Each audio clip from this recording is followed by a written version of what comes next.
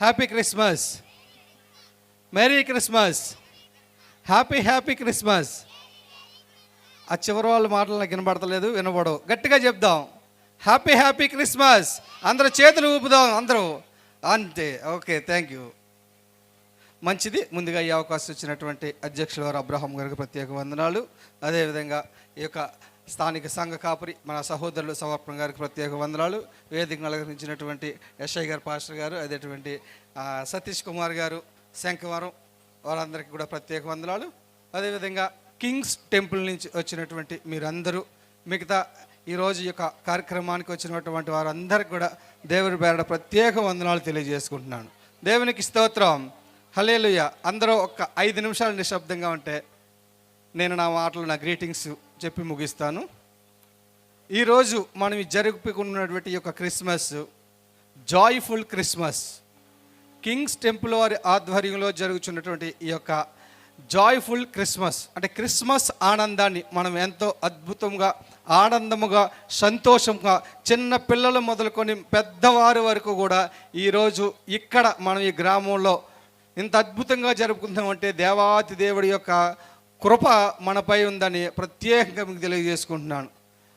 ఇక విషయానికి వస్తే, ఇక సమర్పణ గారు ఏ పని తలపెట్టినా కానీ అది ఎలాగుంటుందంటే విస్తరింపు చేసినట్టు ఉంటుంది. ఈ చూడండి, నా కంటి చూపుకి సరిపోనంతగా ఈ యొక్క మీటింగ్లో ఉన్నటువంటి వచ్చిన వారు ప్రజలందరూ కూడా చివరి వారికి అసలు నాకు కనపడట్లేదు, నేను వారు కనపడుతున్నా లేదో కూడా తెలియదు, అంత ఇదిగా చేస్తారు. ఏ పని చేసినా కూడా సమర్పణ గారు, వారి సంఘ బిడ్డలు ఎంతో దృక్పథం కలిగి ఉదయం నుంచి కూడా స్టేజ్ డెకరేషన్లో ప్రతి విషయంలో కూడా నాది అని ప్రతి విషయంలోనే ముందుకు వస్తారు. స్త్రీలు కానీ, పురుషులు కానీ, యవనస్తులు కానీ, ఎవరైనా సరే వారు ఎంతగా వస్తారంటే వారి మాటల్లో చెప్పలేనంతగా ఆనందం ఉంటుంది. నాకు మీరు మళ్ళీ చూస్తుంటేనే నా కడుపు నిండిపోయేలాగా ఉంది ఈరోజు. దేవునికి స్తోత్రం, హల్లెలూయా. ఈరోజు ఈ యొక్క దేవుడి మాటలు మీకు ఒక వచనం చూపించి గ్రీటింగ్స్ చెప్పి నేను వాక్యాన్ని ముగించాలనుకుంటున్నాను.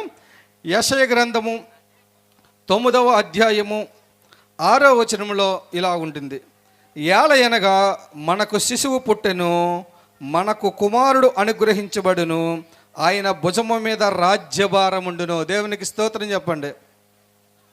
ఆయన భుజం మీద ఏముంటుందండి? రాజ్యభారము.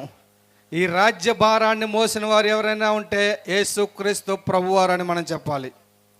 ఆయన రాజ్యభారం మోస్తే మన సమర్పణ గారి సంఘ భారము, దేవుని భారం మోసి ఉన్నారు. ఎప్పుడు ప్రతి విషయంలోనూ కూడా దేవుని పని అంటే ఆయన అహర్నిశలు రాయయం పగళ్ళు కూడా ఏ విధమైనటువంటి నిద్రాహారాలు లేకపోయినా కానీ దేవుని కోసం వారు పని చేస్తూ ఉంటారు.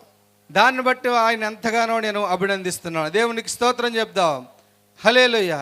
ఇక్కడ ఈరోజు ఈ క్రిస్మస్ ఈ యొక్క జగన్ కాలనీలో పెట్టడానికి గల కారణం ఏమని చూస్తే, కింగ్స్ టెంపుల్లో ఉన్నటువంటి కొన్ని కుటుంబాలు ఈ యొక్క జగనన్న కాలనీలోకి వచ్చి ఇక్కడ నుండి ఆ యొక్క మందిరం కాస్త దూరంగా ఉండడం వల్ల వారు ఆరాధనను, ఆదివారం అయితే ఆరాధన అందుకుంటున్నారు కానీ శుక్రవారం ఆరాధనలో ఈ యొక్క వర్షం వచ్చిన ఈ చలికి ఈ యొక్క ఆరాధనకి వారు అందుకోలేకపోతున్నారని భారము కలిగి చెప్పారు కదా. యేసుక్రీస్తు వారి వచనంలో రాజ్యభారము కలిగి ఉన్నాడు. దేవుడు రాజ్యభారం కలిగి ఉన్నాడు, సమర్పణ గారు సంఘభారం కలిగి ఉన్నాడు. ఏ ఒక్క విశ్వాసి కూడా దేవుని మాట కానీ దేవుని మందిరానికి కానీ దూరంగా అవడానికి వీలు లేదు అని ఏం చేశారంటే దేవుడినే వాళ్ళ దగ్గరికి తీసుకొచ్చి ఈ యొక్క కాలనీలో ఒక మందిరము ఏర్పాటు చేయడానికి వారు సిద్ధపడి ఉన్నారు. వారు ఎంతో భారమైన, ఎంతో కష్టమైన ఇలాంటి మీటింగ్స్ పెట్టడానికి ఎన్నో వేల రూపాయలు ఖర్చు అయినా సరే దేనికి కూడా వెనకడుగు వేయనటువంటి గొప్ప దైవ సేవకుడు, యవ్వన సేవకులు ఎవరైనా ఉన్నారంటే అది సమర్పణ గారి అని చెప్పాలి. అందరు గట్టిగా చెప్పాలి, చెబుతాం ఒకసారి. సమర్పణ గారికి కొట్టాలి గట్టిగా, ఎవరికి చెప్పట్లు రావట్లేదు. అది దేవునికి స్తోత్రం. కాబట్టి దేవుడు ఎలాగైతే రాజ్యభారం మోస్తున్నారో సమర్పణ గారి సంఘభారం మోస్తున్నారు.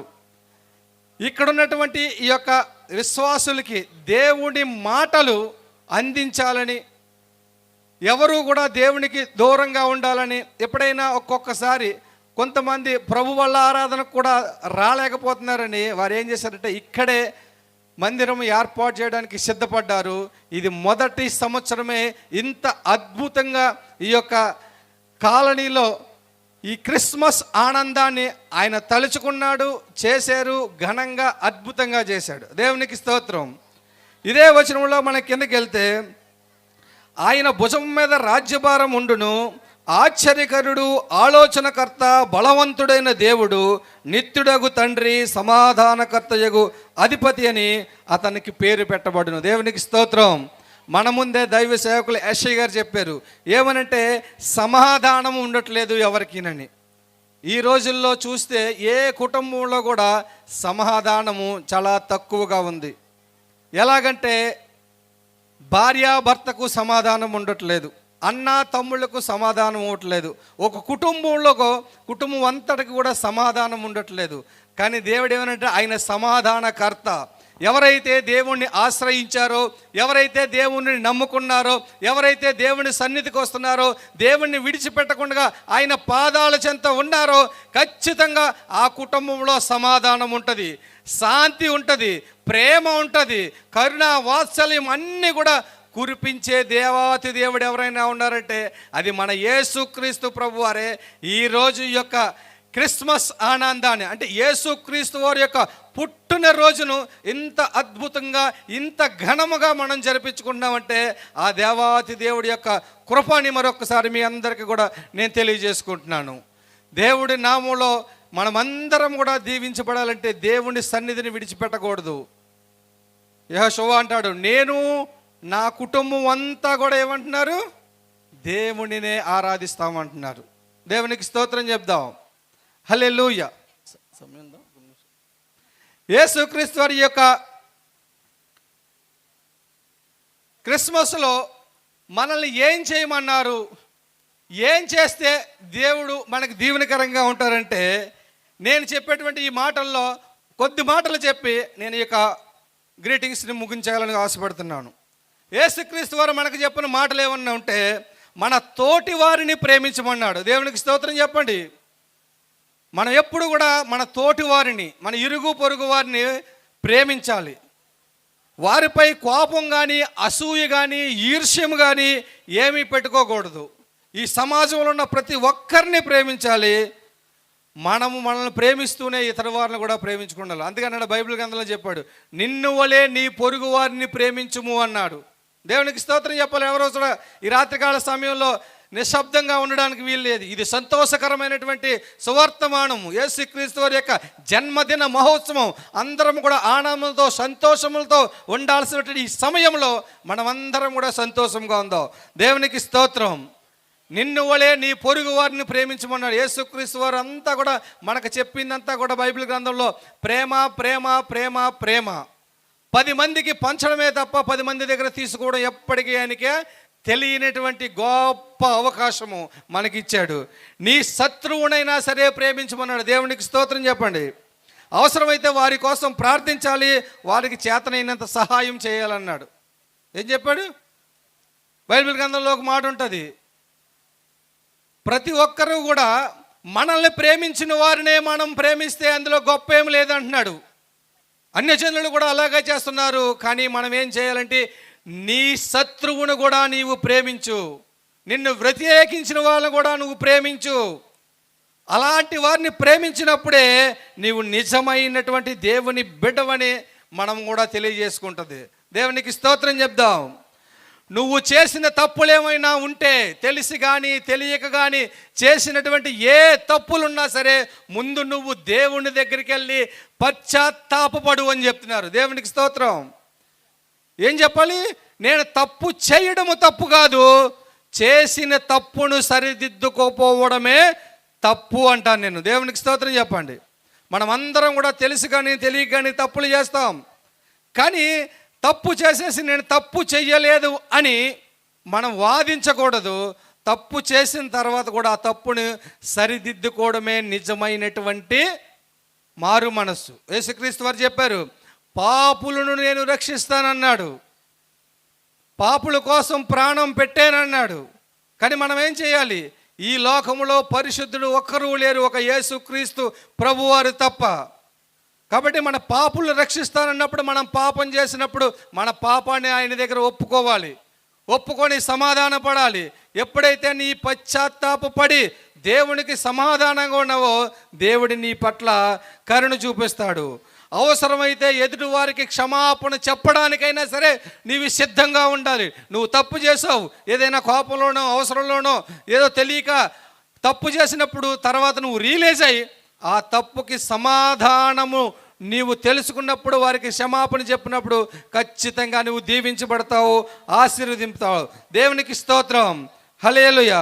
అన్నిటికీ మించి యేసుక్రీస్తు వారిలాగా ఈ ఒక మాట చెప్పి నేను చెప్పమంటారు. దేవునికి స్తోత్రం, హల్లెలూయా. ఎవరైతే గనక ఎదుటి వారిని క్షమించారో, ఎదుటివారి పట్ల మనము దీవెనకరంగా ఉండాలని వాళ్ళని ఆశీర్వాదకరంగా మార్చేమో, వారు ఖచ్చితంగా మన పట్ల కృప చూపిస్తారు. ఎప్పుడు కూడా మనమందరం కూడా చెప్తాం, నీకు నిజమైనటువంటి దేవుడి యొక్క దీవెనలు ఎప్పుడు ఉంటాయంటే, ఎవరైనా ఆపదలో ఉన్నప్పుడు వారిని ఆదుకున్నప్పుడు, ఆకలితో ఉన్నప్పుడు భోజనం పెట్టినప్పుడు, వస్త్రహీనుడైనప్పుడు వస్త్రం ఇచ్చినప్పుడే దేవుడు మిమ్మల్ని ఆశీర్వదిస్తాడు. ఇంకో మాట చెప్తాను మీకు, బైబిల్ గ్రంథంలో చెప్పాలంటే, ఎవరికైనా నీవు సహాయము చేసినప్పుడు ఆ సహాయాన్ని మళ్ళీ వారు తిరిగి చేయలేనటువంటి వారికి మనం సహాయం చేయాలి. దేవునికి స్తోత్రం చెప్పండి. దేవుణ్ణి నమ్మండి, మీకు ఎలాంటి ప్రమాదాలు రావు. ఎలాంటి ప్రమాదాల నుంచి అన్నగడే కాపాడేటువంటి దేవాతి దేవుడు యేసుక్రీస్తు ప్రభు వారు ఒకరే. ప్రతి ఒక్కరు కూడా మనం ఏం చేయాలంటే, ఒక మాట అన్నారు, మనం ఏ పనిలో వెళ్ళినా అంత అర్జెంటుగా వెళ్ళిపోవాల్సిన పని లేదు. ఒక్క 5 నిమిషాలు లేదా 60 సెకండ్లు ఆగి ఒక్కసారి ప్రార్థన చేసి మీరు ఏ పని మీదన్నా బయలుదేరండి.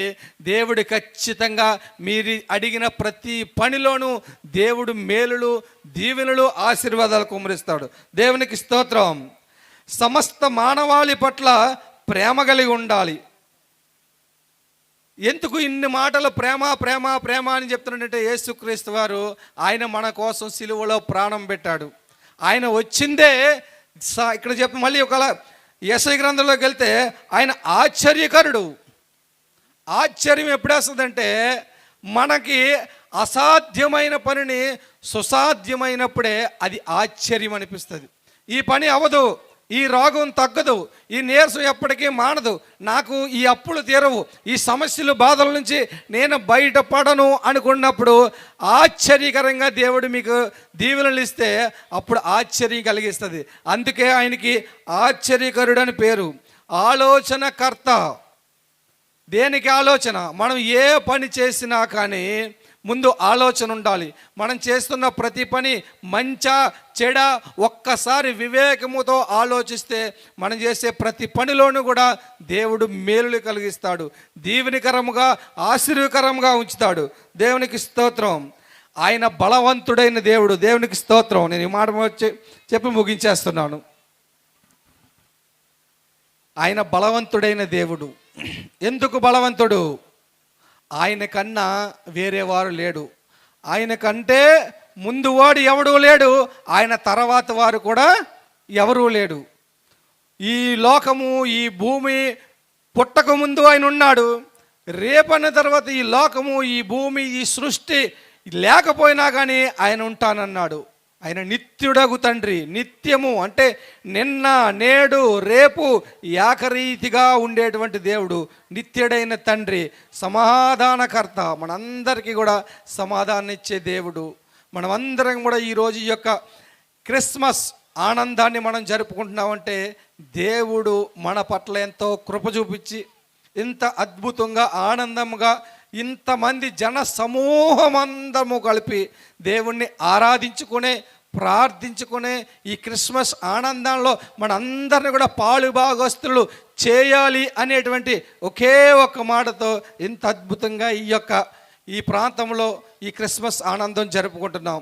దీనికి కారకులు మన సమర్పణ గారిని బట్టి ప్రత్యేక వందనాలు తెలియజేసుకుంటున్నాను. వారి సంఘాన్ని బట్టి ఇంత అద్భుతంగా ఒకరికొకరు సహాయ సహకారాలు అందిస్తూ, ముఖ్యంగా ఏసేపు గారు ఉదయం నుంచి కూడా కనీసము ఒక్క క్షణము కూడా తీరిక లేకుండా నేను చూస్తూ ఉన్నాను. దేవుని పని అంటే ఎంత భారమో, ఒక్కరు కూడా ఏ పనిలోనూ కూడా వెనకంజ వేయకుండా ఎంతో శ్రమపడి ఆ యూత్ కుర్రవాళ్ళు అందరూ కూడా అద్భుతంగా ఈ క్రిస్మస్ ఆనందం ఇంత గొప్పగా ఆనందంగా సంతోషంగా జరగడానికి మనమందరం కూడా టీం అంటే ఐక్యత కలిగి ఉన్నాం కాబట్టి ఇంత అద్భుతంగా ఏ కార్యక్రమం అయినా సరే తలపట్టింది అద్భుతంగా జయప్రదం జరుగుతుందంటే అది కేవలము దేవుడి పట్ల ఉన్నటువంటి ప్రేమని మరొక్కసారి మీకు తెలియజేసుకుంటున్నాను.